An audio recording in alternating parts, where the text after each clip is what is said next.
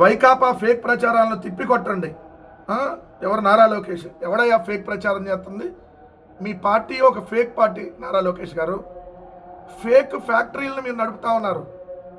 Fake ఫ్యాక్టరీలని NTR trust Bhavan Hyderabad వేదికగా మీరు వందలాది యూట్యూబ్ ఫేక్ ఛానల్స్ని అక్కడ మాట్లాడేటటువంటి ఏదైతే ఎనలిస్ట్ ముసుగులో ఉన్నటువంటి ఎర్నలిస్టులు అక్కడ ఉండేటటువంటి మొత్తం యాంకర్ల నుంచి అంతా తెలుగుదేశం వాళ్ళందరినీ మీరు పెట్టుకొని ఏ విధంగా విషం నిమ్ముతున్నారో, ఐటీడీపీ అంత ఫేక్ ఇంకొకటి ఎవడన్నా ఉన్నారా?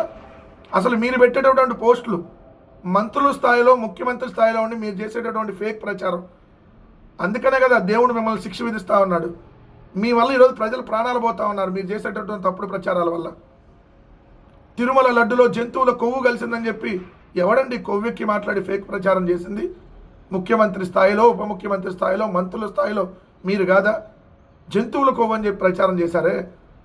ఆంధ్రప్రదేశ్ రాష్ట్రం అడుక్కు తినిపోయింది, శ్రీలంక అయింది, 14 లక్షల కోట్లు అప్పని చెప్పి దుష్ప్రచారం చేసి అసలు మీ బతుకులంతా ఫేకే కదా. మీరు బతుకుతున్న బతుకులు ఫేకు, మీ పార్టీ ఫేకు, మీరు చేస్తున్న ప్రచారం ఫేకు. మీరు మళ్ళీ మమ్మల్ని ఫేక్ అంటారా? కాశీబుగ్గలో ఎస్ ప్రభుత్వం నిర్లక్ష్యం. ఈ ప్రభుత్వం భక్తుల్ని గాలి కుదిరేయటం వల్ల, ఈ ప్రభుత్వం పని చేయకపోవటం వల్ల 9 మంది చనిపోయారు. తిరుమలలో మీ తప్పిదం వల్ల 6 చనిపోయారు. శ్రీమాచలంలో మీ తప్పిదం వల్ల 7 చనిపోయారు. ఎస్ మళ్ళీ రిపీట్ చేస్తాం. ఇది ఫేక్ ప్రచారం కాదు, ఒరిజినల్ ప్రచారం.